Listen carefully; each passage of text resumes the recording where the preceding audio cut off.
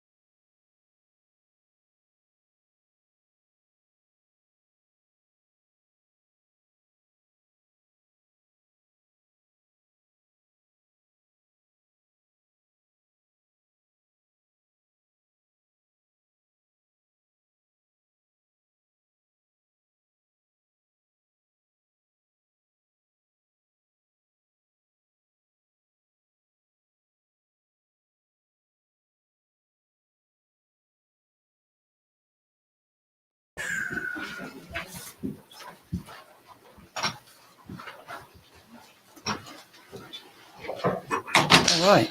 Okay, everybody ready? All right. Well, good afternoon. First, want to assure the public that the information that we're about to go over shows the great teamwork that is at play in this state to protect the public health. Here today with me is Solicitor General Ben Aguiaga, Surgeon General Ralph Abraham, and former Congressman Ralph Abraham, Dr. Pete Krogan, the Deputy Secretary.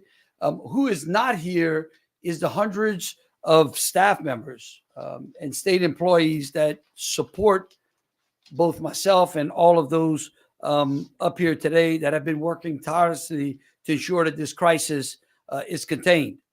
Because of their hard work, we're in a good place. We have dodged a bullet this time. We have utilized the justice system to ensure that we can continue to protect the public. What we're dealing with is a form of a drug-resistant tuberculosis. And again, at this time, we have no indication that the public is in any danger. And of course, Doc, we have I think it's important to talk about the TB program that we have, and Dr. Abraham and Dr. Pete can elaborate a little more about it. But the TB program in Louisiana started in 1958. And at the time, the state had over 1,200 cases of active tuberculosis. Now there are about 100 in 2023, which means that TB team and LDH is doing its job. The TB program has three purposes. It identifies and reports to the federal government. It treats and diagnoses cases of tuberculosis and prevents the spread of the disease, which is exactly what we're going to talk about today and what we're working on. And finally, the TB program conducts contact investigations where a suspected exposure may have occurred, which is exactly what happened in this case.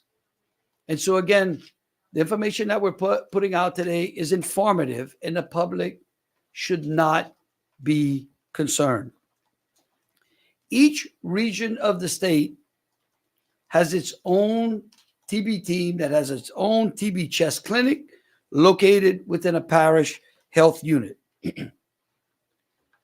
So what did happen? Let's go through the timeline. Patient 0 started in China and moved somewhere between China and the United States where there was an illegal border crossing. And if you want details on that, you can go ask the federal government. But the fact of the matter is, patient 0 started in China and made its way through an illegal border crossing and ended up in the United States, where patient 0 was apprehended in California and then sent to a federal facility in Louisiana. From the federal facility, patient 0 was transported to a medical facility. At that medical facility, there was concern that the patient had active tuberculosis. Patient 0 was then released from the medical facility to DHS custody. From there, patient 0 was transported to another federal-run facility and ultimately ended up in another medical facility. A routine TB investigation then occurred. On September 17th, the ICE facility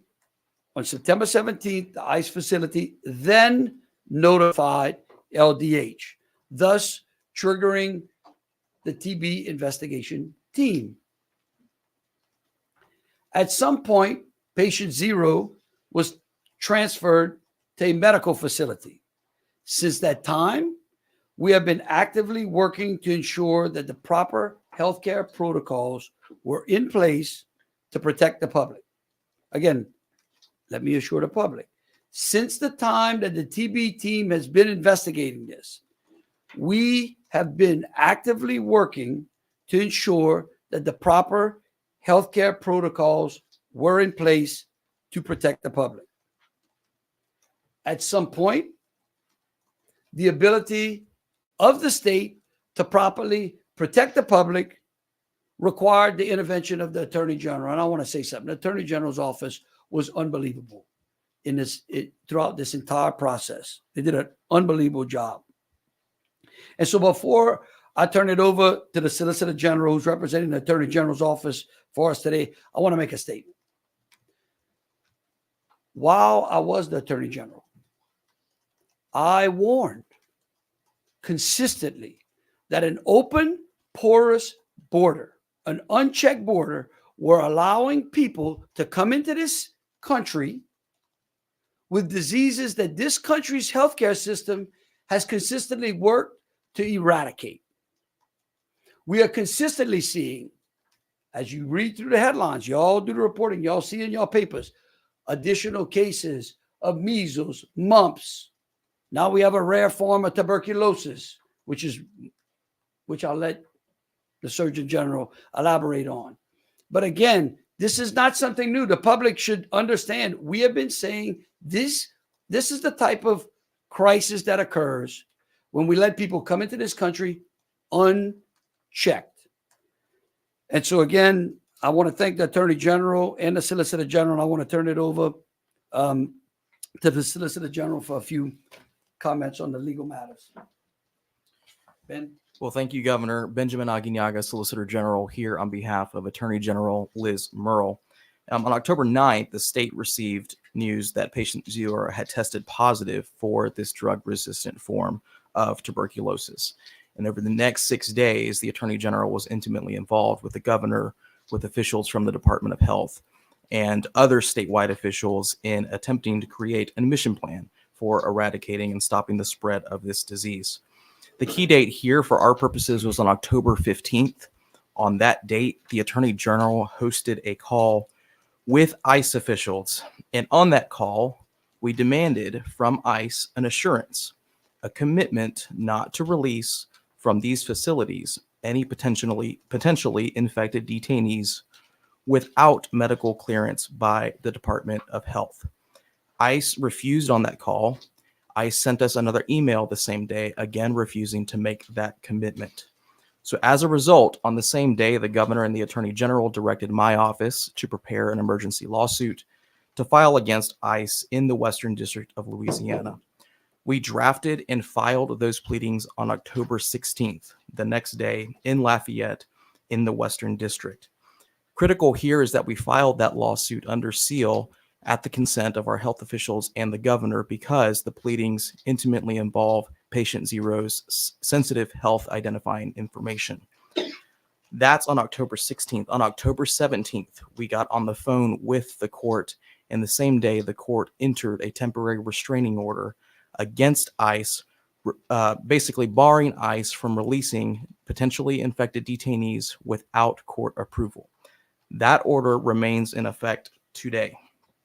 The next day, October 18th, the state our office moved to unseal those filings with appropriate redactions covering the identifying information of patient 0. Yesterday evening, on October 22nd, the district court did so. It lodged on the public record the filings that you have available today with appropriate redactions. As for next steps, the district court has ordered a preliminary injunction hearing that he will hold next week on Thursday in Lafayette. Until that hearing date, the temporary restraining order remains in effect. Thank you. I would now like to bring up Surgeon General Ralph Abraham. Good afternoon. I see before you have the document that we passed out about Mycobacterium tuberculosis. And I just want to hit the high points of it, that this is a bacterium that is contagious. This particular patient has a very resistant strain of tuberculosis. It is the only case in Louisiana. And to the governor's point, we normally do not see a case such as this except from a foreign country. TB, as a rule, is a slow-growing organism, contagious to a point, infectious certainly. But in Louisiana right now, going back to the governor's comment, we only have 79, quote, regular TB cases. That's how good our TB response team at LDH does. They find them, we treat them, and we get them over this. So saying that, with this particular patient, myself, Dr. Pete, Dr. Salshi, everyone on our team, we know how to treat these patients. We know how to handle these patients, and we know how to prevent spread of this particular organism throughout the general population. And we've done that. This particular patient has been well treated, receiving the proper medications. And at this point, I'm told as of today, patient 0 is fairly much asymptomatic, but still receiving medication. We're going to continue. We are getting some headwinds from DHS on certain asks and requests. We are working through that with the Attorney General's help with our temporary restraining order. We will continue to do that. Our priority, as always, at this level is protecting the public. We will continue to do that also. I'll stop there and I'll turn it over to Dr. Pete.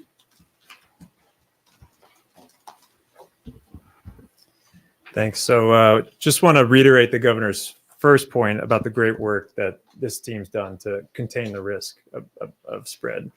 And I want to share a little more about what went into that. Really, this is what public health is built to do. The governor mentioned the history of the TB program, but it also doesn't mean that it's easy work. Each case of exposure is complex and cognitively intense. We had dozens of staff working basically nonstop over the last several months to ensure there's no additional risk for the public. This involves being on the ground. It's really brute force disease investigative techniques. We go in, we identify persons, potential contacts that may be exposed to a person with infectious TB. We use interviews and standard disease investigative techniques. Then we make a clinical assessment. Is there possible transmission of tuberculosis? That involves symptoms, imaging of the chest, skin tests, blood tests, and microbiological respiratory tests known as sputums. Finally, if there is transmission, we provide appropriate treatment for TB and coordinate that throughout the process. Naturally, there are confidential components to any disease investigation that we won't be able to share. That's really to protect the confidentiality of the patients, especially when they're small numbers, and that's per state law. But behind the scenes, I do wish the folks in this room could see the tenacity and diligence of our public health team. It really has been a privilege to work alongside them and want to publicly thank them for their service. With that, I will give it back to the governor.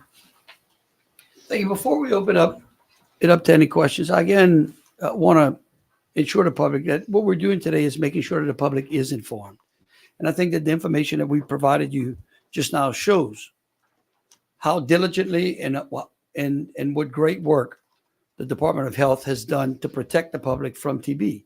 And the reason that this created such a potential crisis, it literally is a contained crisis at this point, is that we don't have, as Dr. Abraham said, such rare forms of tuberculosis coming in, not only to this country, but in the state as well. And that's what we want to prevent. At the end of the day, we want to make sure that our citizens are protected. And so with that, I will open it up to any questions. Yes, ma'am. Police file with the applicant. So you said it's a contained crisis. So I'm just curious more about, is this contagious? Is there a risk of this particular strain spreading, or is that not the case anymore? As long as our restraining orders are adhered to, there's no reason at all to be concerned about spread. This patient is in isolation. If patient 0 remains in isolation as we've requested, getting the treatment that patient 0 is getting, no, it's not going to spread. And then how long will patient 0 need to be in isolation to ensure that? It depends on the sputum, the follow-up test, so to speak. It varies from patient to patient, but it could be weeks. I got it.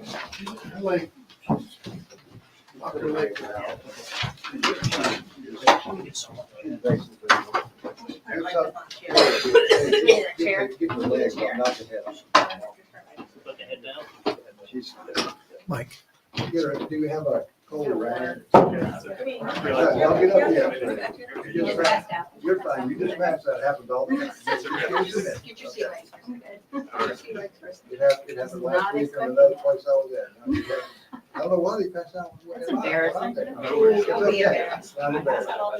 During the press conference? Yes. That's okay. Yes. It happens all the No, time. it's okay. Don't drink the water, just sip it. I'm good.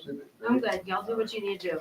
You Keep make your sure leg you're up for a okay. minute. Just I'm good. don't get up. Okay. Y'all do what you need to do. I just ran this.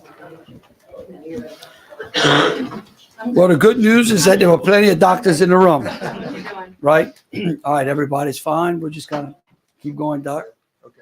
Go ahead. We have about to add to the question of exposure and spread and containment. That's right. So contain any potential exposures at the facilities are also cohorted to prevent future risk of exposure.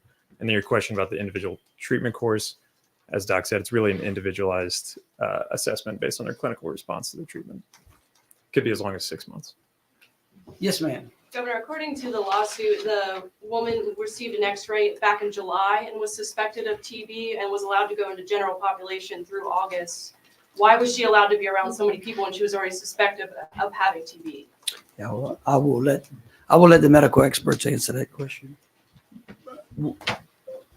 We typically don't get into the facility level decisions, part of that confidentiality aspect that I was talking about. But we would not be in the situation if she didn't spread the risk of TB to potential patients. So in this case, I think we're learning more about the case each week about the individual decisions that were made. And is there a possibility that any of those people that came in contact could potentially have the contagion now? At this point, there's no confirmed case of transmission, but that's what our team is working on to minimize that risk. And let me just add to this, and either Dr. Abraham, Dr. Krogan can make sure that I stay within the medical guidelines. But again, the whole issue behind this is, as Dr. Abraham said, TB is a slow growing bacteria, right? So it takes a while to ensure that those that may have come in contact, that we work through the process so that you can clear them, which is one of the reasons we were trying to contain everyone in these detention facilities from being able to leave those detention facilities until we had cleared them. And that's what, again, that's a... You're right. Governor is exactly right.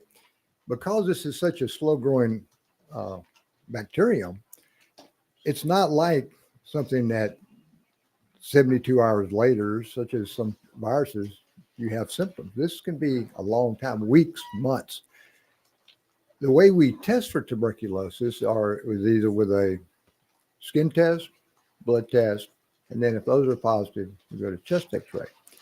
But if we get a negative test and we know they've had exposure, we want to retest that patient before we as doctors say they're good to go.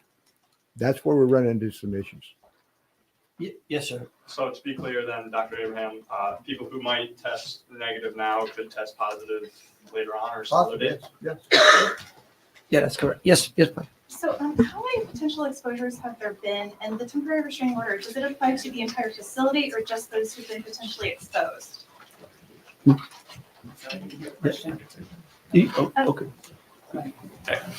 Again, we typically don't reveal those numbers, and it's because we're trying to balance the transparency and confidentiality.